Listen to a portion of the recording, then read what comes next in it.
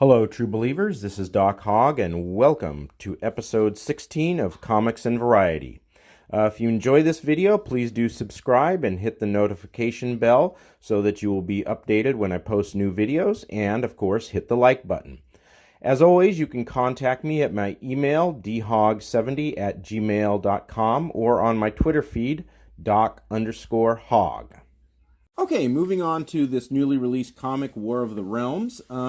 War of the Realms is supposed to be the big story from Marvel Comics this year. It's going to involve the Avengers, Fantastic Four, Wolverine. It's written by Jason Aaron, and it is illustrated by Russell Dauterman. And I certainly have to give Dauterman his credit here. What I really like about this issue is the artwork. I love this kind of artwork. It's realistic as far as comics go. There's lots of detail, so kudos on that one. Now, the premise of War of the Realms is the Dark Elf King, Malekith, has conquered 9 of the 10 realms in the Marvel Universe, and now he is on to conquer the last one, Midgard, which is Earth. And that's where the story starts. Now, if you want to get a sense of what is to come in issue 1, go take a look at the press release that Marvel put out announcing the release of this issue. This one line really stood out to me. Quote, "So War of the Realms is about Malekith and the Dark Elves, Frost Giants, Fire Goblins coming to Earth, and the heroes having to try to fight them off." Who does Marvel think its audience is with such lazy writing in a press release? Dude, it's about war and stuff. And even if that is your audience, you probably don't ever want to sound like a stoned hipster millennial in a press release. You don't generate excitement by pretending that you don't care so that you seem cool. It doesn't work. And, frankly, there isn't much to get excited about in this book. There are some battle scenes, there is some conflict that's building, so it's not terrible. But there's nothing really that makes you go, wow, I'm really looking forward to issue 2. It's it's just not there. But what is really annoying in this in War of the Realms issue 1 is the Spider-Man character. He is just running at the mouth with the quips, and it's almost like he's on crack. I don't know. Do they make Spider-crack? Anyway, the quips aren't funny. I mean, just look at the page above. Now, traditional Spider-Man does make quips, but they're occasional. They're not usually very funny, but they are there to let you know that Spider-Man is a smartass. That's part of his character. But they only happen every few panels, so they don't get annoying, and maybe they do give you a slight chuckle.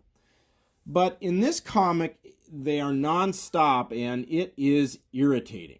It's like that sort of friend you have who is always trying to be funny, but he really isn't. And that's why he's a sort of friend. You only can tolerate it for so long. And in this comic, Spider-Man gets very tiring pretty quick. So for issue 2, let's hope that they put a sock in Spider-Man's mouth. Here's the other part I don't like, and that's the ending. On this final page, you have Thor fighting the Frost Giants. Earlier in the comic, Malekith has tricked Thor into going to Jotunheim. And this is where it ends, Thor doing battle. And that's really not much of a cliffhanger. Is Thor going to beat them? Yeah, most likely. So we aren't really left wondering what's going to happen. Maybe Malekith brought Thor here to distract him so that it is easier for the Dark Elves and so forth to invade Earth. Okay, fine, but that's not made clear, and even if it was, that's still not really a cliffhanger. So, War of the Realms issue 1, it's not terrible, but there are problems. Now, I'm going to give it a chance. I will buy issue 2 when it comes out, and we'll see. But I can't say I'm optimistic. This looks like Marvel is still emphasizing everything but good storytelling. But we will see. Okay, let's move on. That music means that it is time for Hogg's Headlines, all the news that Doc Hogg wants to report on.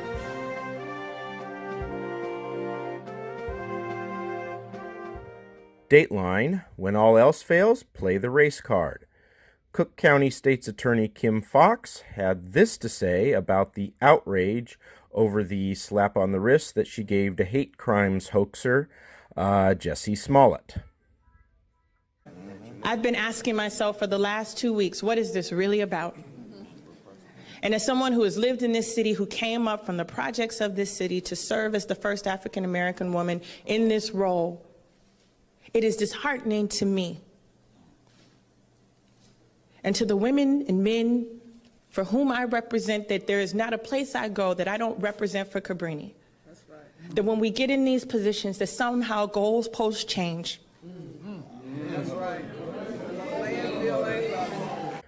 But don't worry, Ms. Foxx assures us that her office operates with the utmost integrity. I must run an office that looks at the facts, the evidence, and the law on every case.